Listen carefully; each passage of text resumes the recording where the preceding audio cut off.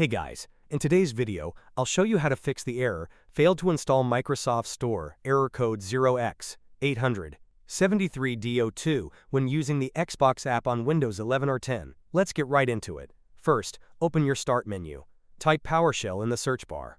Once it appears, right-click on it and select Run as Administrator. If prompted, click Yes. Now go to the description of this video and copy the first command listed there. Then go back to PowerShell, right-click inside the window, and it will automatically paste the command. Press Enter on your keyboard to execute it.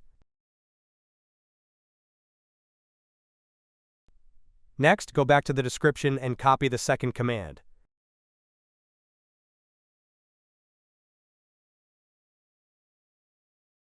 Come back to PowerShell, right-click again to paste it, and then press Enter. Now give it a moment. PowerShell will start repairing or reinstalling the Microsoft Store in the background. Once it's done, you can close PowerShell and try using the Xbox app again. That's it! Your Microsoft Store issue with the Xbox app should now be resolved. If this video helped you out, don't forget to like, comment, and subscribe for more PC and gaming fixes. Thanks for watching.